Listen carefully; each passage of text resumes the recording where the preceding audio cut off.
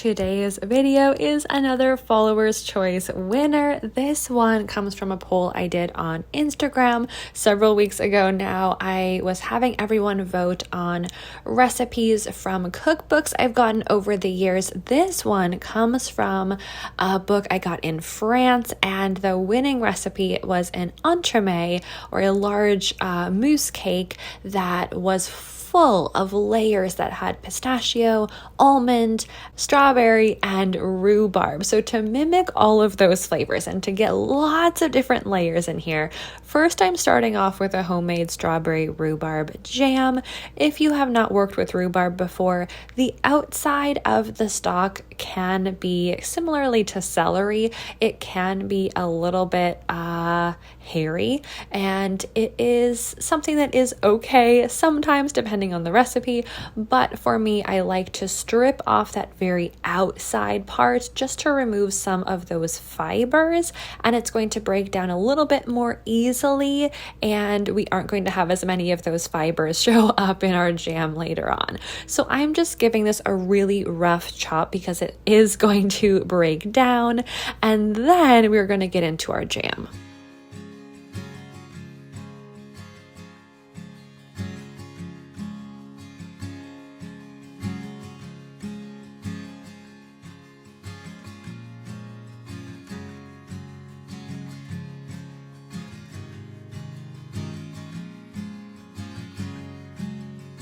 So for this jam, I have some frozen strawberries, that fresh rhubarb that I've chopped up, some sugar, and then some pectin.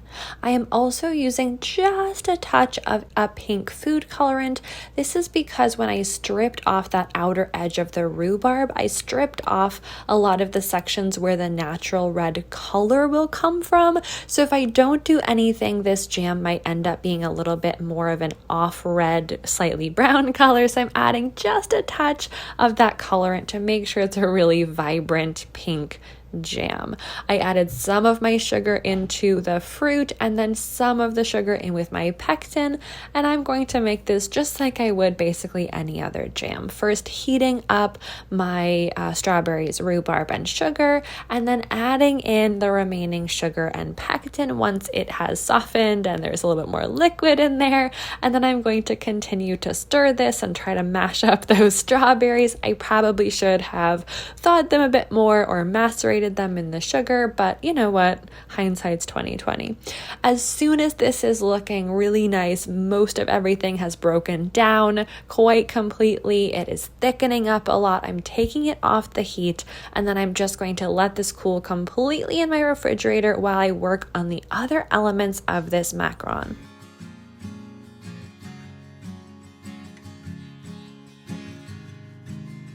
As in the original entremet, there were so many layers of pistachio and even almond.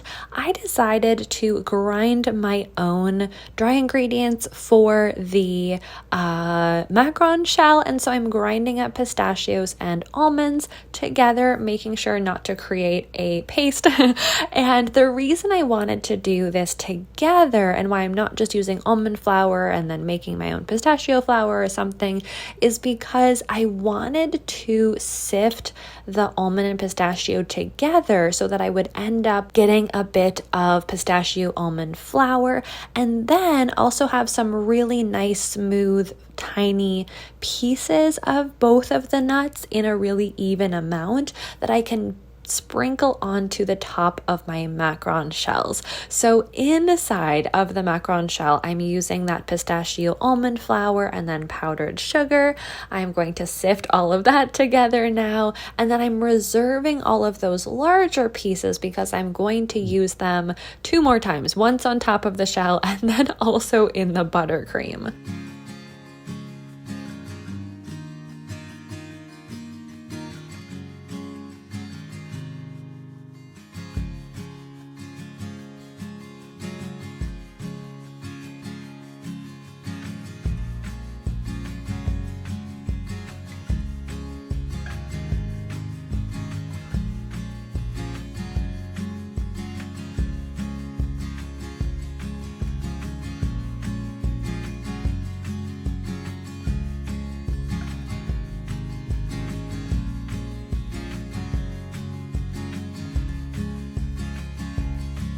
After my dry ingredients are ready, I'm ready to go and make this macaron. This is going to be just a very standard macaron shell. I'm using just my normal French method here, and I do have those reserved pieces of pistachio and almond.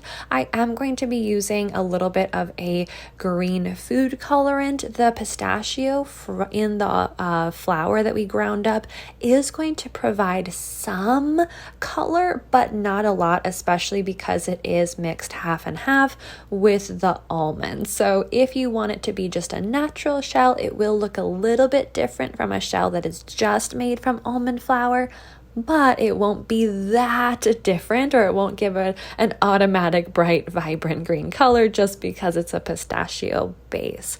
So as I'm whipping up my meringue, I've added my sugar and cream of tartar into my egg whites. Then I'm going to add in that gel food colorant and continue whipping until I get a really nice stiff peak.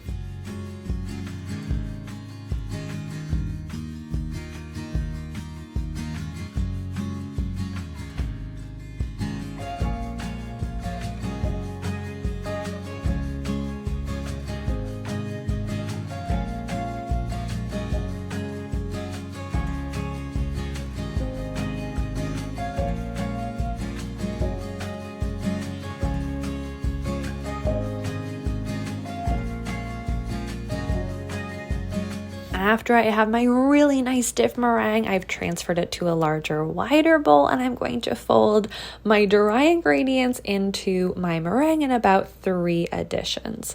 Even though I am using a different flour than usual, I'm using that mix of pistachio and almond.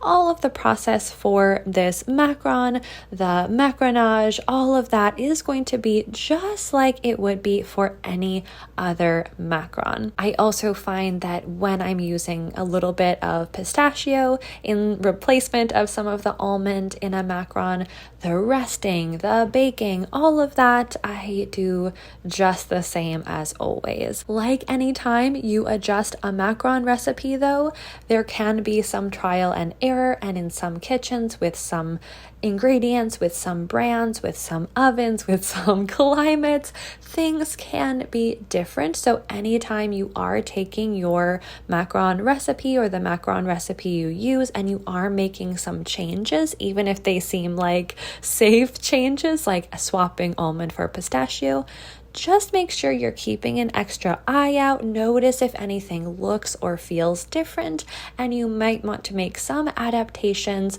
whether you're resting longer or baking longer or shorter, folding more, mixing less, whatever it is, just keep an eye on it, especially the first time you make a change like this. After I get through my macaronage, it's going to be time to pipe these macarons.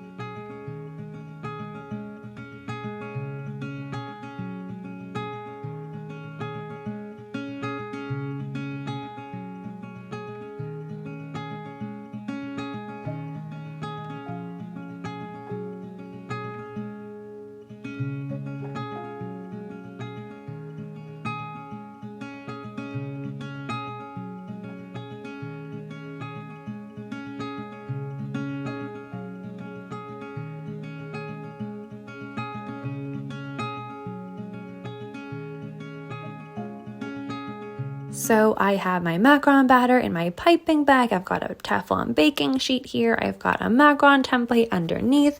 And then I have those extra pieces of pistachio and almond. Everything is ready to go. I'm piping just regular, normal circle macaron shells, nothing crazy here. Again, in the same size, method, everything as I would any other shell. As you can see, the template I have underneath my Teflon baking sheet here is one that I have linked now. I've had enough requests for whatever templates I'm using. So this is just a PDF that you can download for free on my website, macarons.maddiebrame.com. There is a link down below in the description box. Otherwise, it's really easy to find. So if you are looking for a new template, my circle templates are just a free resource you can find on my website. So as usual, anytime you are adding a sprinkle or anything to the top of a macaron shell, make sure that you've tapped your tray first before you sprinkle that on. Otherwise, as you might imagine, they are likely to go flying. I really like using a smaller, more sprinkle size of nut for the top of my macaron shells. You can use larger pieces, but sometimes I find that the larger pieces can wreak havoc with your macaron shells and while in the baking process, and then they also can become a little bit trickier to store later on as well. So if you are not using a really fine nut to sprinkle on the top of the shell, do just be a little bit careful with how long you're resting them and keep an eye on them in the oven just to make sure that nothing is bursting open if you're using really huge pieces of nuts.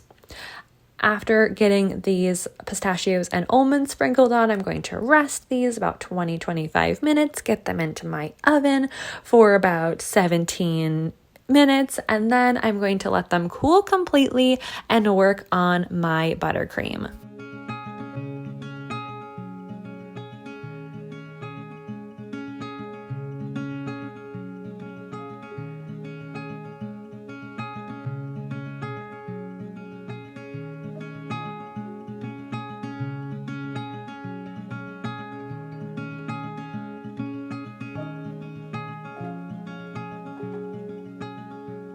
So with now the remaining almonds and pistachios that are the largest pieces here, I am going to take all of those with a little bit of marzipan. I wanted to boost up the almond flavor. I'm getting everything back into my food processor, and this time I do want to make a paste. This is just a paste. It is not a praline or anything like that, though I guess it does have marzipan in there, so I'm not sure if it's can be called a typical paste anymore. I don't know. But I am just going to let this grind up until a really nice smooth paste forms. Depending on how oily your nuts are or how powerful your food processor is, you might want to add in about a teaspoon of grapeseed oil if it is not coming together, but if you wait long enough, it should be just fine, and then you'll end up with this really lovely, slightly almond marzipan-y flavored a pistachio paste. Now I'm going to add that pistachio paste into a base vanilla buttercream. I'm just using a Swiss method here for that buttercream. So I've got my egg whites and sugar in sort of a medium-sized bowl. I'm going to get that onto a double boiler and whisk that occasionally. You don't really have to babysit it completely, but you do want to make sure that you're moving things around in there and you're not allowing it to get so hot or leave it along for so long that the egg whites might start cooking, like curdling cooking. So I will continue to mix that up a little bit until the sugar has completely dissolved. It's hot. The egg whites are warm enough that for food safety reasons, everything is good to go. Then I'm whipping that up until I get a really nice meringue. It's cooled down enough so it's just above room temperature and the butter can add in really easily without melting. Then I'm going to slowly add in my butter, room temperature, unsalted, of course, until everything comes together. Depending on the type of butter you're using, the brand of butter you're using, all these different factors, you may need more or less butter than a buttercream recipe states, and that is completely normal and it is completely okay. So if your buttercream feels like it doesn't need as much butter as the recipe states, it's okay. Do not worry about it. If you feel like you need to add a little bit more, also okay. Just add in and incorporate in butter a little bit slowly. You don't want to completely overwhelm it. Make sure as you're adding in your butter that you allow the buttercream some time, like several minutes, to really whip up and incorporate. After all the butter is added in, leave it alone for a few minutes, continue whipping this up, and then once it is really, really nice and fluffy, you have this gorgeous buttercream, then it's time to add in our homemade pistachio almond paste.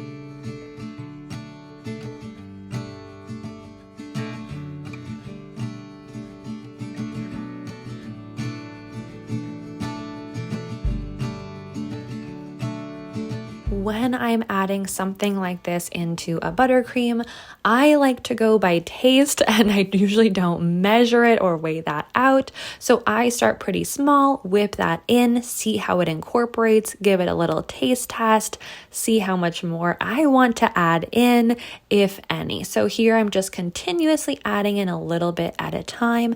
And because this is a really thick pistachio paste, it's not like a super liquid one as you sometimes find if you buy it from the store or a retailer. This buttercream is going to incorporate, I think, more than it would if it were a really thin liquid paste. So you're going to be able to shove a lot of the pistachio almond flavor into this buttercream. It is absolutely amazing. I usually pipe a ring of buttercream and then leave a little space for my jam or compote, and so I wanted to shake things up a little bit, so I piped one big bulb of the pistachio almond buttercream, and because I wanted to pipe one huge bulb, I'm using a little bit larger of a piping tip here. I would recommend something like an 804 or 805 if you want to do it this way, and then I'm getting in there with my piping bag and straight into the center, I piped that strawberry rhubarb jam. I find that when I pipe this way, I have a lot higher anxiety than when I leave a nice little gap on the inside. So for me, although it works just fine, it is not the method that I prefer. I definitely prefer piping that ring of buttercream and adding my jam or compote right in there in that little space provided, but you can play around with this, see what style works best for you, and if either of them reduce your anxiety or not. After I get all of this piped in here, all of the filling will be done. They're ready to sandwich together and get into my refrigerator. While buttercream-filled macarons generally mature a bit more slowly than a ganache-filled macaron, at least for me, between the compote and because the buttercream with all of the pistachio almond paste and the marzipan in there, all of that we shoved into the buttercream, it is not a really stiff stiff buttercream. It's on like the softer side. It's not loose, but it is on the softer side. So I found that these matured very normally, if on the fast side, for a buttercream filled macaron. Again, because of that jam and because the buttercream had some maybe additional moisture inside of it. I loved these. I definitely recommend it. I'm so happy this won the flavor poll, and I cannot wait to do another flavor poll with all of you guys as soon as I find and then move into my new kitchen.